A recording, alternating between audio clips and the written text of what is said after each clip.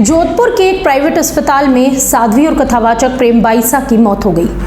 प्रेम बाईसा की मौत से उनके अनुयायियों में गहरा शोक है।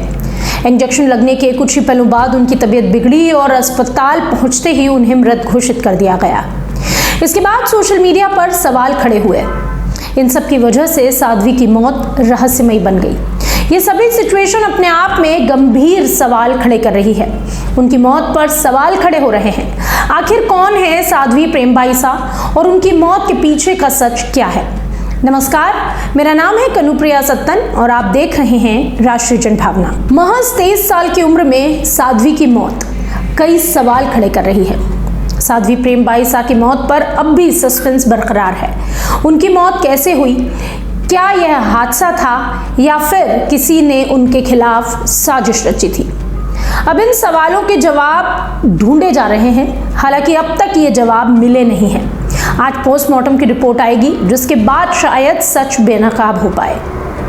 साध्वी के पिता का कहना है कि तबीयत खराब होने पर उन्हें एक प्राइवेट कंपाउंडर ने डेक्सोना का इंजेक्शन लगाया, जिसके बाद साध्वी की हालत अचानक बिगड़ गई और उनकी मौत हो गई।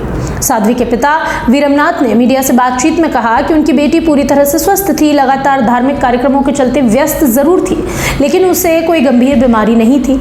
28 जनवरी को हल्का जुकाम हुआ और गले में खराश की शिकायत थी। वीरमनाथ ने कहा कि मैंने अस्पताल जाने के लिए कहा। उसने कहा कि मामूली जुकाम है, डॉक्टर को घर ही बुला लो। कंपाउंडर आया और शुरुआती जांच के बाद उसने इंजेक्शन लगाया, लेकिन इसके बाद जो हुआ, उसके बाद परिवार की जिंदगी बदल गई और उनकी बेटी की जिंदगी चली गई। साध्वी प्रेम बाईसा का पार्थिव शरीर जब उनके पैतृक गांव परेऊ पहुंचा तो गांव के लोग शोक में डूब गए। सैकड़ों अनुयायी, ग्रामीण और संत समाज के लोग अंतिम दर्शन के लिए पहुंचे। परिजनों ने परंपरा के अनुसार उन्हें समाधि देने का निर्णय लिया, लेकिन इस निर्णय के साथ ही न्याय की मांग भी और तेज हो गई। इस मामले ने सोशल मीडिया पर तेजी पकड़ी। ये आग में घी की तरह काम कर रहा है। तरह तरह की पोस्ट, अफवाहें, आपत्तिजनक टिप्पणियां सामने आने लगी। कई जगह तो उनके निजी रिश्ते पर सवाल उठाए गए, यहाँ तक कि भगवा और संत समाज पर भी सवाल उठाए गए। इसके बाद संत समाज में काफ़ी नाराज़गी है। मेवाड़ से श्रद्धांजलि देने पहुंची महामंडलेश्वर ईश्वरी नंदगिरी ने इस पूरे मामले पर कड़ा रुख अपनाया और उन्होंने ऐसे लोगों को जमकर लताड़ा। उन्होंने कहा कि सोशल मीडिया पर कोई भी कुछ भी लिख देता है बिना तथ्य जाने। साधु संतों की छवि खराब की जा रही है। बाप बेटी के पवित्र रिश्ते को कलंकित करना बेहद शर्मनाक है।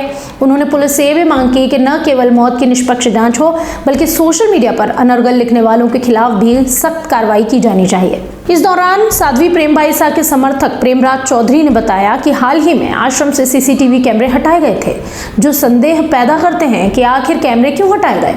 इसकी जांच होनी चाहिए, जिसके बाद साध्वी को शायद न्याय मिल सकेगा। मृत्यु के बाद डॉक्टर्स ने पोस्टमार्टम करवाने के लिए कहा, लेकिन उनके पिता ने पहले मना कर दिया कि ऐसा नहीं होना चाहिए। पिछले साल जुलाई में सोशल मीडिया पर एक वीडियो वायरल हुआ था, जिसमें साध्वी अपने पिता वीरमनाथ के गले मिल रही थी, जिसके बाद साध्वी की ओर से बोरानाडा थाने में एक रिपोर्ट दर्ज कराई गई, जिसके बाद पुलिस ने एक आरोपी को गिरफ्तार किया। उस पर साध्वी ने खुद की अग्नि परीक्षा करवाने की बात भी कही थी, लेकिन बताया जा रहा है कि इसके बाद भी वीडियो को लेकर उन पर कोई दबाव नहीं था। संत समाज भी एक सुर में यही मांग कर रहा है कि सच्चाई सामने लाई जाए। कई संतों का कहना है कि सोशल मीडिया पर बिना किसी प्रमाण के कुछ भी कहा जाता है, कुछ भी टिप्पणियां कर दी जाती है। इससे न केवल दिवंगत साध्वी का अपमान हो रहा है, बल्कि पूरे संत समाज का अपमान हो रहा है। संत समाज का यह भी कहना है कि समाज में भ्रम और नफरत फैलाने का ये पोस्ट काम करती हैं। ऐसे में कानूनी कार्रवाई की मांग भी की गई है।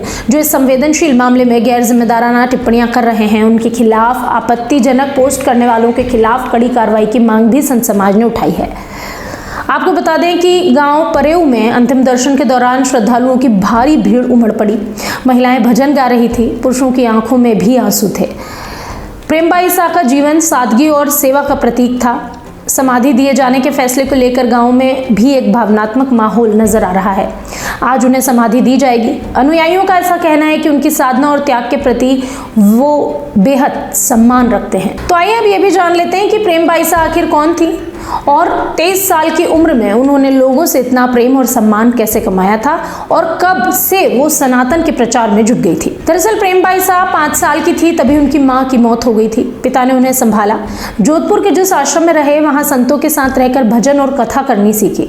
महज 12 साल की उम्र में जोधपुर के पास कथा की। आसपास के लोगों में उनके प्रति काफी श्रद्धा भाव थी। 2 दिन पहले 27 जनवरी को वो अजमेर से कथा कर जोधपुर लौटी थी। प्रेमबाई साहब की उम्र 23 थी। जोधपुर में बुधवार को उनकी मौत हुई। गुरुवार को पोस्टमार्टम के दौरान विवाद हो गया था। शाम करीब 6:30 बजे उनका शव बालोतरा जिले के परेव गांव पहुंचा। शुक्रवार को यानी कि आज परेव गांव में साध्वी का अंतिम संस्कार किया जाएगा।